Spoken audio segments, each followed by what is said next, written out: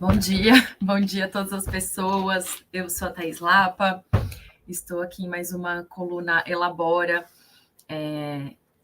saudando aqui todas as pessoas da audiência da Desacato. Eu gostaria de hoje trazer algumas reflexões, né, nesse passado de mês de maio intenso, no qual muito se discute, né, sobre o tema do trabalho, muito se discutiu nesse mês de maio, e esse assunto, né, que já foi tão maltratado, tão tratado como não mais central, né, na vida social contemporânea. A gente, hoje em dia, não tem mais nenhuma razão para considerar que trabalho não seja central. Gostaria de trazer algumas reflexões sobre um assunto que eu acho que está muito em voga em alguns nichos das redes sociais e também, né, nas relações ao vivo, que é uma questão chamada, né, dessa forma, de aversão à CLT. Então, a gente tem uma difusão, né, de algumas ideias de desconstrução, de negação, de visão muito, né, avessa a um modo de trabalho que muitas vezes é caracterizado como um modo de trabalho que significa trabalhar demais, trabalhar sujeito a um patrão, trabalhar de forma sem liberdade em relação ao uso do seu tempo, trabalhar, né, por vezes com um salário que não é considerado o mais vantajoso. E isso tudo é atribuído a trabalhar como CLT, né, ou vem sendo, né, num debate mais recente, né, isso tem ganhado força, né, em alguns nichos, inclusive por força, por engajamento, inclusive, eu diria, de alguns influenciadores, né, de internet que muitas vezes, né, falarei disso daqui a pouco, acabam até se beneficiando, né, desse demérito, né, com relação a esse modo de trabalho, esse chamado regime CLT, né, é disso que eu vou tratar também um pouco criticamente. Será que é CLT que a gente está falando? Mas, então, tem gente que se beneficia disso, né, isso é um dos assuntos que eu quero tratar, tem gente que se beneficia do fato da gente rechaçar um modo de trabalho que seja regulado por direitos, né? Que é disso que se trata quando a gente está falando de um trabalho protegido, né? Assim, não é trabalhar CLT, é trabalhar sob a proteção da CLT. Só essa palavra já dá um tom diferente, né? Sobre a proteção, sobre o amparo da consolidação das leis trabalhistas, que existem há décadas, né? Desde os anos 40 aqui no país, embora a gente já tenha sofrido muitas modificações, inclusive uma parte delas pela tangente, né, com a reforma trabalhista de 2017, por exemplo, para diminuir a força dessas proteções, mas são proteções, né? Mas o que eu queria trazer, né, que eu acho que é talvez mais provocativo do que isso?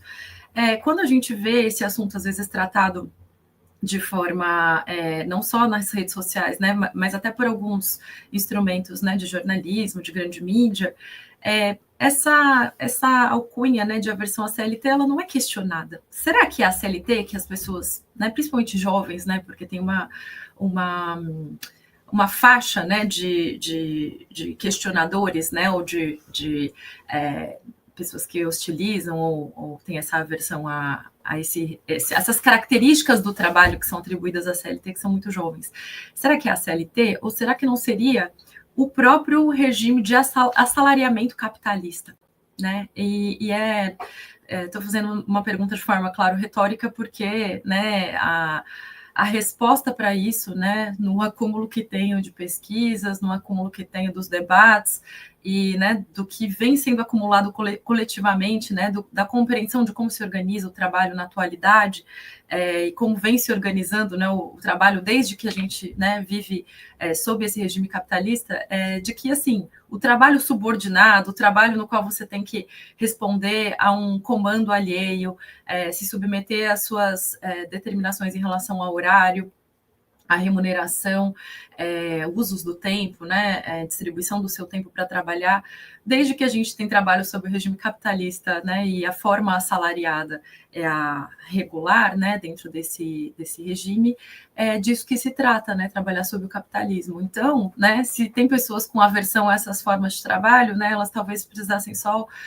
ter essa dimensão de que a gente não está falando, assim, não são as proteções ao trabalho, não são das proteções, muitas vezes, que elas estão tendo aversão, porque muitas vezes, inclusive, quando a gente vai ver na segunda página de conversa, né, no segundo bloco de conversa de qualquer pessoa, não digo qualquer, né, mas muitas pesquisas já vêm mostrando isso, né, de que se você vai conversar um pouco mais com uma pessoa que diz que não quer o regime CLT, não quer todas as questões que têm a ver de forma negativa com más condições de trabalho, com baixa remuneração, com um trabalho que muitas vezes não é só subjugado ou um patronato, mas tem traços aí de assédio, de humilhação patronal, né, de uma forma coercitiva, né, da gestão do trabalho, mas, né, não acha ruim, né?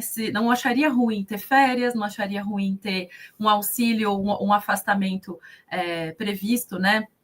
Mantendo o seu vínculo empregatício quando você se acidenta ou quando você adoece, não acharia ruim ter aposentadoria, né, licença maternidade ou paternidade, um limite de jornada e um estabelecimento de horas extras remuneradas, entre outras coisas, né, assim, é um pacote, chamado uma cesta de direitos que está associado, né, à forma de trabalhar CLT, que dessa parte nunca vi, né, nesses debates ninguém rechaçando, né? Então, o que se rechaça normalmente são características muito próprias do modo de trabalho sobre o capitalismo. E tem uma segunda parte que eu quero trazer aqui para a coluna, porque eu acho que a gente tem que combinar as reflexões, né?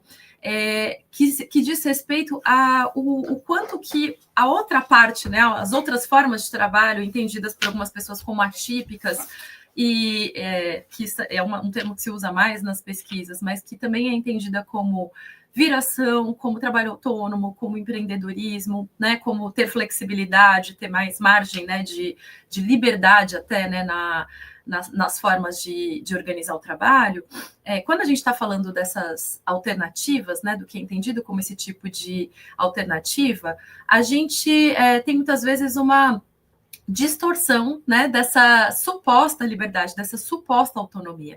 Porque isso é uma coisa que acontece muito nesses trabalhos mediados por plataformas, porque as pessoas acham que elas estão tendo controle, elas estão tendo controle sobre os modos de trabalhar e os tempos de trabalho, só que elas estão cumprindo ali uma série de requisitos. Tem até formas, né, chamadas hoje em dia de gamificação, né, quando você fica sendo estimulado a trabalhar pelo próprio aplicativo, te mandando demandas, te mandando chamados, né, em horários diferenciados e etc. E existe um controle ali. O controle ele só está mais sofisticado e um pouco mais escondido, digamos assim. E aí não é só uma questão de nuance, né, de, olha, um controle sobre o trabalhador num chefe que é presencial e que se reconhece como chefe pode ou não ser preferível ou, né, rechaçável do que um chefe que se esconde. Não é só uma relação de presença ou ausência, é uma relação de fraude, né? E é isso que está, inclusive, em discussão na atualidade hoje, quando a gente está vendo alguns debates que foram parar, inclusive no Supremo Tribunal Federal, sobre a normalização da pejotização, né? Algumas pessoas talvez tenham ouvido falar disso e não saibam, né, exatamente do que se trata. Mas essa forma de você contratar alguém que é uma pessoa que trabalha para você, né, um subordinado seu, tem na prática todas as características de um vínculo trabalhista assalariado, mas que você não reconhece esse vínculo porque você está fazendo uma contratação maquiada, né?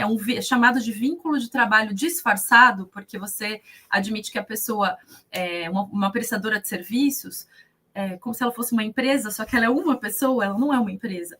Então, isso é um disfarce para um vínculo de trabalho assalariado que deveria, né, se fosse reconhecido, ter todas essas proteções de direitos. Então, vários empregadores que não se reconhecem como empregadores, e aí a gente pode pensar em nomes de uma série de plataformas, que não vem ao caso aqui eu ficar falando o nome de ninguém, mas certamente todo mundo que ouça sabe, né, elencar aí pelo menos umas 5, esses grandes empresários se beneficiam, inclusive, também, não são só pessoas, né, das redes sociais e influenciadores que vendem curso, inclusive, de como empreender, como se virar sem ser sem estar submetido a um patrão e etc., essas pessoas estão vivendo também de empreender, né, no sentido de vender cursos, e elas precisam de pessoas que não acreditem, né, na busca por um trabalho CLTista e protegido. Mas esses grandes empresários são certamente os que mais se beneficiam com trabalhadores sequer buscando trabalhos protegidos, sequer, né, e inclusive os que estão sob esse regime,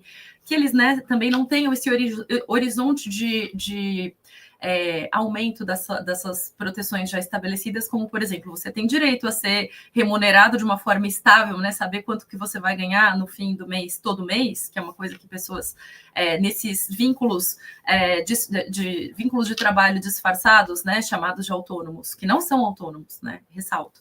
Essas pessoas tem, né, no seu horizonte uma grande imprevisibilidade, né, dos seus ganhos, você tem muita dificuldade de fazer planos, né, na sua vida, e aí mesmo dentro do horizonte da previsibilidade, né, de uma pessoa que sabe quanto vai ganhar todo mês, ela pode barganhar para ganhar mais, né? As lutas por aumento salarial se tratam disso. Então, interessa muito para quem quer ver o trabalhador sempre nivelado por baixo, que as pessoas não busquem mais, né? Que as pessoas não busquem a proteção por direitos, que as pessoas que já têm direitos busquem um nível, né, qualitativamente melhor, né, de concessão desses direitos. E então, né, a gente tem que ser muito crítico e muito desconfiado, né, de quem propaga e de quem reproduz, inclusive, né, essas ideias de aversão à CLT, porque a gente está falando de uma aversão à exploração, né, de uma aversão a trabalhos indignos. E que trabalhos indignos existem nas formas autônomas verdadeiras, nas formas autônomas disfarçadas, né, que são essas onde tem um patrão lá se recusando a reconhecer que ele é um empregador, para não pagar, inclusive, direitos trabalhistas, para não ter que se responsabilizar, né, por, inclusive, um trabalhador acidentado que, né, poderia receber esse benefício se fosse protegido por direitos, que poderia se aposentar, que poderia, né, ter licença, maternidade, paternidade, entre outras coisas. E então, né, essa conexão precisa ser feita, né, por nós por qualquer pessoa que se interesse por justiça, por igualdade, né, e a gente olhe o que vem sendo, né, a mentalidade que a população da classe trabalhadora vem reproduzindo, de onde vêm essas ideias, né? Eu, sendo socióloga, acho que tento cumprir um papel aqui de a gente trazer um pouco esse questionamento, de onde vêm certas ideias, por que elas são, inclusive, tão populares? Quem que tem poder para propagar essas ideias de que o problema é a CLT e que o problema não é o trabalho sob o capitalismo? Né? Então, talvez eu encerre por aqui, porque e vou deixar só um dado, né, para fechar a minha coluna, porque para dizer que não é só a minha opinião, né? Claro que nada do que eu disse é só a minha opinião, né? Mas se alguém fica com dúvida, tem uma pesquisa da FGV, né, da Fundação Getúlio Vargas, que fez um levantamento sobre. E aí saibam que a gente tem um número de autônomos muito, né, declarados como autônomos, né? E se são ou não de fato, né? É uma questão que, né, nos dados eles são autônomos, mas a gente tem quase 25 milhões de pessoas como autônomas no Brasil. E nessa pesquisa da FGV, 67%, quase 70% das pessoas que atualmente são autônomas no Brasil desejariam ser CLT. Né? Então, a gente fica com um dado, né, junto com a minha opinião, para provocar essa reflexão sobre que tipo de questionamento que a classe trabalhadora está tendo sobre os seus trabalhos indignos hoje em dia. Será que elas não querem realmente CLT? Será que a gente tem que continuar reproduzindo isso? Ou será que a gente tem que repor os termos desse debate, né? E começar a falar que o problema é o capitalismo. Bom, agora sim, encerro. E é isso, gente. Semana que vem tem mais. Próxima segunda-feira, aqui na coluna Elabora, estaremos juntos e juntas novamente. Até mais.